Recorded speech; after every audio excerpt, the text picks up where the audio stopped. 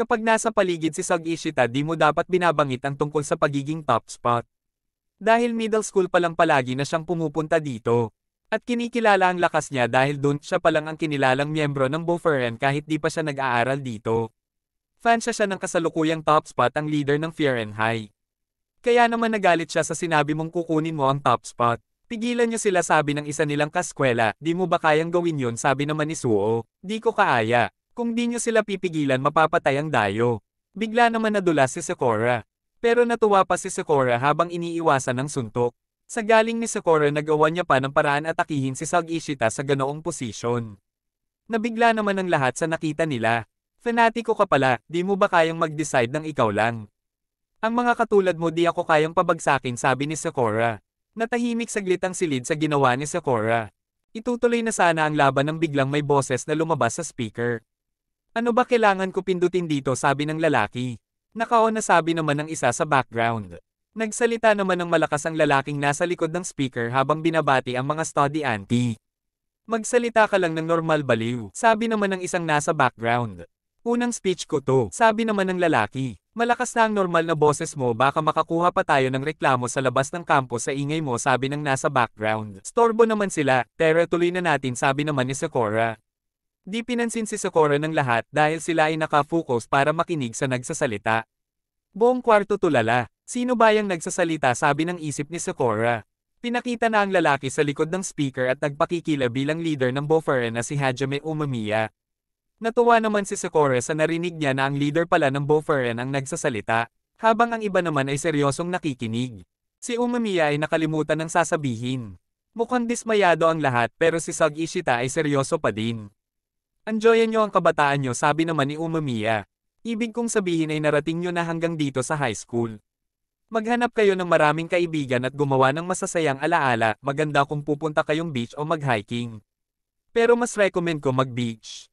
Nakakawalang pakisabi naman sa isip ni Suo. Kaya ngayong summer pupunta tayong lahat sa beach sabi ni Umemiya. At kakain tayo ng shaved ice. Shaved ice tanong naman ni Nirei. Anong masama doon sabi naman ni Sug Ishita kay Nirei. Wala naman, ang salita ng Diyos mo o Buddha pinasaya ako sabi naman ni Nirei. Nagpatuloy sa pagsasalita si Umemiya. Sigurado wala naman mapapaaway ngayong unang araw sabi ni Umemiya. Agad naman pinunasan ni Sug Ishita ang dugo sa mukha niya. Nakita ng lahat ang laban niyo sabi ni Suo. Siya ang nauna sumugod kaya naman sinipa ko siya sa mukha sabi naman ni Sakura. Kahit papano masabi ko man lang to. Kayong lahat protektahan niyo ang Fahrenheit. Protektahan niyo ang mga tao, ang kanilang ari-arian. Ang kanila paniniwala. Protektahan niyo ang mga mahalaga sa inyo. Sabay-sabay naman nag-yes sir, ang mga studyante. Nagulat naman si Sakura. Yun na lahat ng sasabihin ko. Tere kuha tayo ng makakain sabi ni Umemiya di pa naka-off ang broadcast sabi ng nasa background. Napapisip naman si Sakura kung sino ang lalaking yun para mapasunod ng ganon. Ang mga gantong klase ng mga studyante. Pinagbabati naman ni Suho ang dalawa. Di ako makikipagsundo di naman ako ang nauna sabi ni Sakura.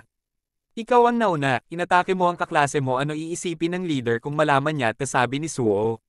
Agad naman inabot ni Sug Ishita ang kamay ni Sakura.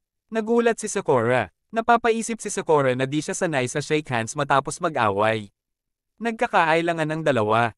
Masaya naman ang lahat dahil nagkaayos na silang dalawa. Gorilla ba siya, sabi ng isip nilang dalawa. Sinugod naman ng ibang studyante si Sakura. Para makipagbiroan sa kanya. Ang galing ng sipang yun sabi ng isa. Nakapa-flexible mo sabi pang isa. Naalala naman ni Sakura ang mga nangyari simula nang dumating siya sa bayan na ta. Naalala niya din kung gaano kalungkot ang buhay niya dati. Kala ng isa na wala na ng malay si Sakura. Agad naman sinuntok ni Sakura ang nagsalita. Masaya si Sakura, sa isip ni Sakura mas mainit pala ang katawan ng tao kesa inaakala niya. Habang masayang nagbabonding sila Sakura, may bigla namang dumating na senior nila at sinabing lalabas sila. Sila Sakura ay nagpipinta ng pader. Mali ang ginagawa mo sabi ni Nirei kay Sakura. Si Suho naman pinuri si Nirei sa gawa niya. Habang si Sakura naman ay gulong-gulo kung ano ang nangyayari. Kaka-rating lang namin sabi ni Sakura. Manahimik ka, dalian nyo at pumunta na kayo sa courtyard kung hindi sisigawan din nila ako sabi ng senior nila. Si Hiragi naman ay inorasan pala ang pagpunta nila sa courtyard. At sinabing mas mabilis pa kumilos sa kanila ang mga kindergarten. Nakikilala naman ni Sakura si Hiragi. Kilala mo ba siya sabi ni Nirei. Oo, nakasam ko siya lumaban kahapon iligtas ang babaeng nagtratrabaho sa cafeteria. Agad naman tinakpan ni Hiragi ang bibig ni Sakura at nilayo ito. At sinabing huwag maingay tungkol kay Kotoha dahil kung nalaman niya na nasa panganib si Kotoha siguradong malaking gulo ito. Tandaan mo wala si Kotoha doon at huwag ka na madaldal tungkol kahapon, kung hindi, uubo na naman ako ng dugo. Uminom naman ito ng gamot. Wala akong alam kung ano dahilan mo para mag-enroll dito. Malas mo lang kasi napunta ka sa nakakatawang leader. Ano pinag-usapan niyo tanong ni Nirei? Wala lang sabi naman ni Sakura. Nainis siya at nananakit ng tao sabay uminom ng gamot para sa heartburn napaka-weirdo niya. Bakit ka nagsusulat tanong ni Sakura? Di mo ba alam isa si Hiragi sa Four Kings ng Boferen? Wala naman idea si Sakura. Si Umamiya ang leader ng Boferen. Sumunod naman ng Four Kings para silang kapitan sa isang klase ng 3 grado. So team 1 tayo kasi nasa class 1 tayo tanong ni Sakura. Hindi, ang team na kanilang sa class 1 ay ang Tamen Team, Jakoku Team, Zojo Team, at Komoko Team. Magbuo kayo ng team na 4 o 5. Bawat team bibigyan ng second year o third year bilang supervisor nyo. Sundin nyo ang mga utos nila at alamin nyo ang pamamaraan namin. Tera na sabi ni Hiragi. Saan naman tayo pupunta sabi ni Sakura. Magpapatrol tayo sa town sabi naman ni Hiragi. Bakit kasama ko tong lalaking ta sabi ni Sakura. Utos ni Umamiya na nabantayan ko kayong dalawa. Di ba naglaban na kayo? Sabi ni Hiragi. Bigla na lang siyang sumugod at sumuntok. Kaya naman sinapa ko mukha niya. Ang titigan ng masama ang dalawa. Huwag kayo magdikit sabi ni Hiragi. Parang kindergarten teacher si Hiragi sabi naman ni Suo. Sabi mo magpapatrol pero puro lakad lang ginagawa natin. Dapat humanap na tayo ng gugulpihin sabi naman ni Sakura. Di natin kailangan maunang umatake. Kapag nakakita tayo ng nanggugulo doon lang tayo papasok sabi ni Hiragi. Boring naman noon sabi ni Sakura. Mas boring ka puro lang away gusto mo. May nakita si Hiragi na matanda at tinulungan ito. Erase tayo ng erase pero dami pa din ang nag-graffiti sabi ni Nirei. Medyo nababawasan naman na gumagawa na ito sabi ng nagpatrabaho sa kanila. Anong klase to? Inis na sabi ni Sakura. Boss tapos na ditong parte sabi naman ni Hiragi. Nagbigay naman ng pagkain ng nagpatrabaho sa kanila bilang pasasalamat. Sa laban ka lang ba masaya tanong ni Hiragi? Alam ko ang ganyang pakiramdam. Ganyan din kami noon. Ang pakikisama at pagiging kailangan pwede ding maging masaya.